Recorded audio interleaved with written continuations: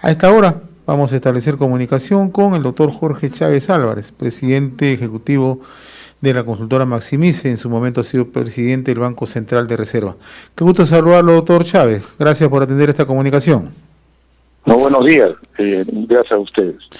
A ver, ¿cómo está midiendo, cómo está percibiendo esta situación que estamos viviendo, ¿no? En plena pandemia, en plena emergencia y con una economía bastante deteriorada?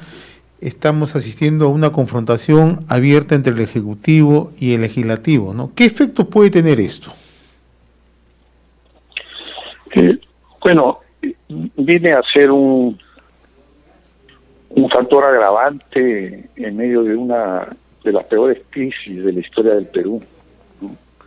Y que tiene su origen en la fragilidad de nuestro sistema político, que permite que personas sin mayor preparación, sin mayor madurez cívica y política lleguen al Congreso, y partidos políticos que son clubes electorales caudillistas, que tienen dueños y que no piensan en el país, sino que piensan en sus propias conveniencias.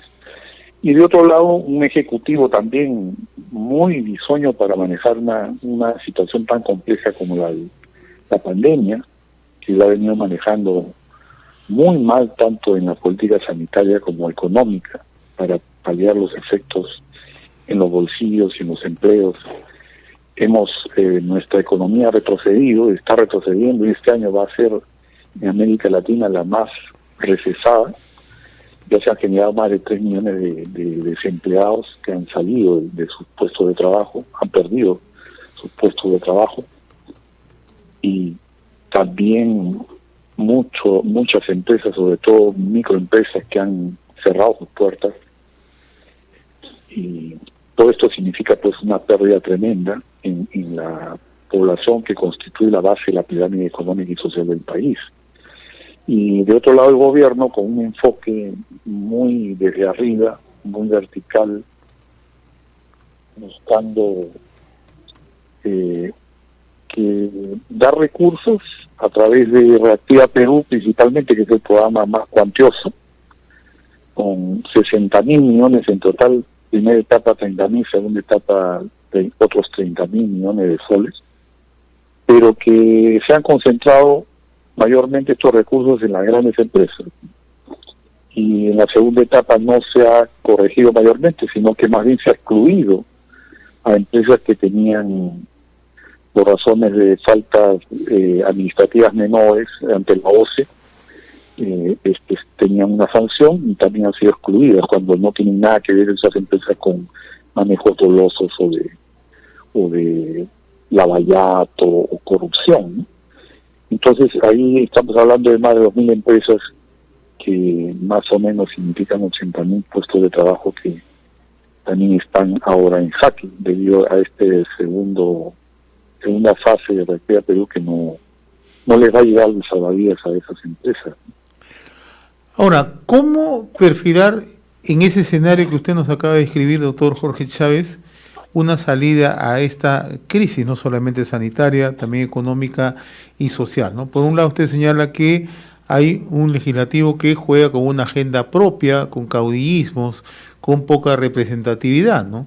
Y por otro lado, un ejecutivo, usted lo acaba de decir, bastante bisoño para resolver los problemas urgentes que tiene el país. ¿Qué salida podemos encontrarle en estos momentos? Bueno, yo creo que el presidente Vizcarra debería, en un acto de honestidad, debería convocar a un nuevo gabinete, pero conformado por gente capaz de manejar situaciones así de complejas y difíciles. Y no importa que no sean sus allegados o amigos de toda la vida, o sea, tiene que convocar a los mejores. Que hay gente muy preparada en el Perú que podría contribuir muchísimo a sacarnos de este hoyo.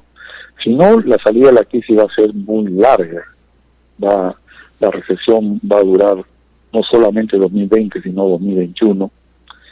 Y recién en 2022 podríamos estar viendo una recuperación. Pero en todo ese interregno, habría pues mucho dolor para muchas familias peruanas por pérdida de ingresos, desempleo, ¿no? Y yo creo que eso habría que evitarlo con un gabinete de otro nivel, ¿no? de otro vuelo, y que además tengamos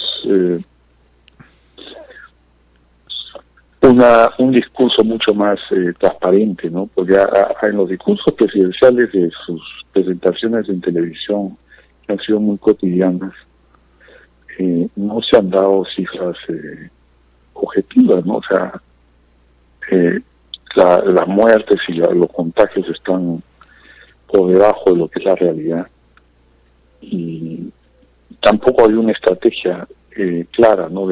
Para enfocar esta situación, de tal manera que en realidad esta tercera fase de la pandemia se parece mucho a la primera y a la segunda fase, ¿no? O sea, no estamos en una especie de caos, ¿no? O sea, donde no se percibe una autoridad y falta ese ejercicio de autoridad. Se refleja pues en el abuso de las clínicas, que son monopolios prácticamente de grandes grupos, ¿no?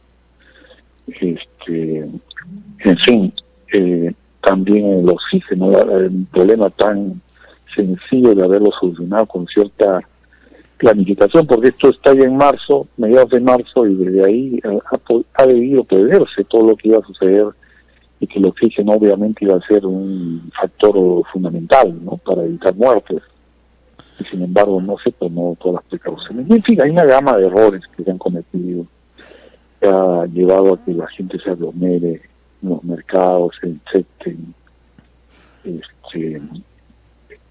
y no ha habido una participación activa de la Fuerza Armada en una situación de guerra no convencional como la que existe, donde el Consejo Nacional de Seguridad Nacional y Defensa tiene que tomar un rol protagónico, ¿no? Ahora, el otro aspecto es cómo salimos de esta situación económica. Usted acaba de enumerar una serie de hechos, doctor Jorge Chávez, ¿no? Pero, naturalmente, ustedes hace un tiempo hicieron una revelación que con el transcurrir de los días le da la razón, ¿no? Se están ocultando cifras en cuanto a los fallecimientos, y esto tiene un efecto hacia la mirada internacional, ¿no? En esa línea, nosotros somos el país que en estos momentos tiene la quinta prevalencia más alta en el mundo en cuanto a casos de contagio. Tenemos más de 10.000 personas fallecidas, hay quienes proyectan que son 30. La Organización Panamericana de la Salud dice que la cifra va a aumentar de una manera dramática a septiembre. ¿Qué efecto tiene esto en la mirada del inversionista, en la mirada de la confianza país desde el exterior? Bueno, la inversión se ha venido a pique, lo mismo que el consumo, y Reactiva Perú y los otros programas chiquititos que han sacado para las pymes, o sea, no amortiguan en nada el impacto en la base de la pirámide económica y social, y por eso es que el consumo se ha venido a pique, porque si las medidas hubieran estado dirigidas a proteger a los más vulnerables, tanto personas como empresas más vulnerables, que son las micro, pequeñas y medianas empresas, entonces no se hubiera presentado una caída tan abrupta del consumo, y al no haber caído el consumo tan fuertemente, la inversión podría también responder mejor, porque obviamente nadie invierte ahí donde no hay negocio, y no hay negocio cuando el consumo se va al suelo, porque el consumo representa el 65% del Producto Bruto Interno. Es un factor preponderante en el crecimiento a corto plazo. Por lo tanto, yo creo que ha estado muy mal manejada la parte económica y también la parte sanitaria. Y bueno, al gobierno no le ha quedado más alternativa que reanudar las actividades económicas, porque pasó todo el tiempo con una duración de cuarentena más larga del mundo, porque ha sido la más larga de todas en el mundo, y sin embargo no logró bajar el contagio, y el contagio ya ha seguido creciendo, y y por eso es que hemos tenido que entrar a esta situación que nos pone, sin haber domado la primera ola, estamos entrando ya a una segunda ola que podría llevarnos a una nueva cuarentena en cualquier momento, ¿no? Porque podría estallar un contagio aún más fuerte. Entonces tenemos que estar preparados, ¿no? Para eso, pero lo mejor sería poner toda esta gestión de la crisis en manos de gente experta, de gente preparada, ¿no?